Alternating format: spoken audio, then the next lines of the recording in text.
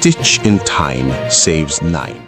My people, our elders say a man who gathers many shadows around him in the afternoon will still sleep alone in the dark. Picture this. A man steps off a private jet. Before his feet even touch the tarmac, a long line of politicians, senators, and governors in flowing agbadas are already in position.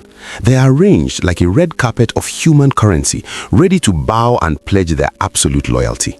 The cameras roll, the photos hit the internet, and for a brief moment, it looks like absolute power.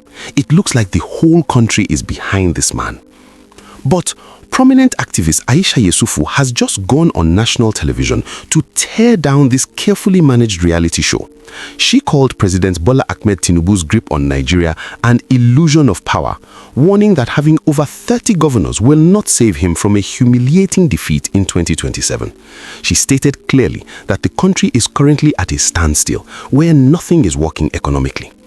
Today on Mr. Nigeria Reports, we are going to break down the brutal history of 2015, the secret fear of electronic voting, and why the establishment is terrified of the masses.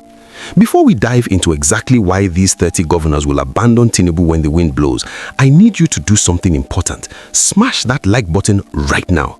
The algorithm tries to hide videos that speak the raw truth, so your like is our shield. If you believe power belongs to the people, type "We the People" in the comments. And if you are part of our 3,000 subscribers or just joining us today, subscribe and hit the bell. We do not do propaganda here, we do facts. Right now, the ruling APC controls over 30 state governments. Politicians who used to scream against the federal government are now lining up in Abuja, begging for a seat at the table. On paper, Tinubu has built an unstoppable political juggernaut.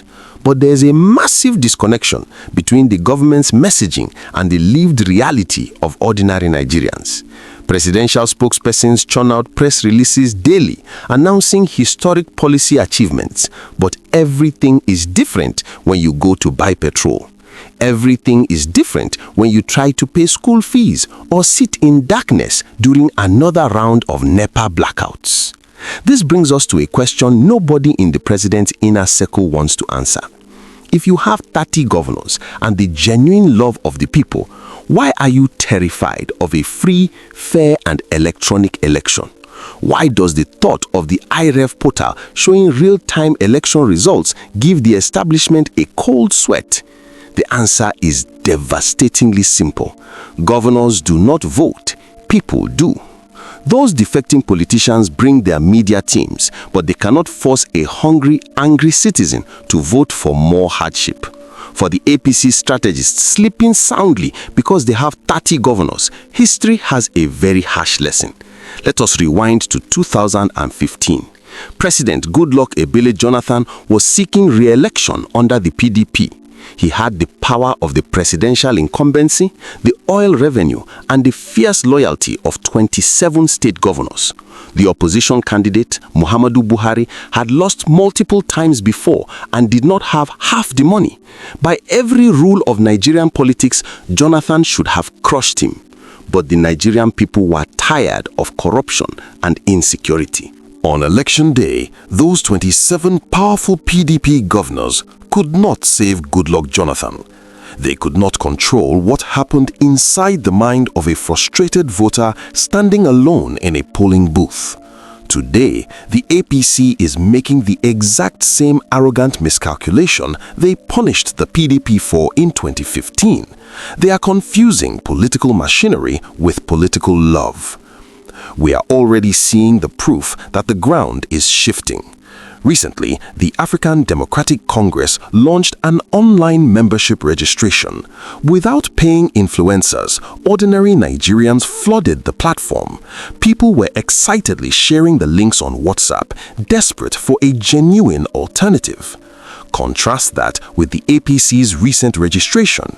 Did you see any organic excitement? No. Nobody even knew it was happening. That silence is the loudest political data you will ever hear. It shows the grassroots energy is no longer with the ruling party. Those 30 governors surrounding the president today are not because of ideology. They are there because the federal government controls the federal allocation, they have EFCC cases to be suspended and tickets to be protected. The moment the wind shifts and Tinubu appears more vulnerable than powerful, those same governors will make phone calls to ensure their own survival. My people, what do you think? Do you agree with Aisha Yesufu that Tinubu's governors are just an illusion of power? Drop your thoughts in the comments below. Share this video to every WhatsApp group. Subscribe, hit the bell, and stay vigilant.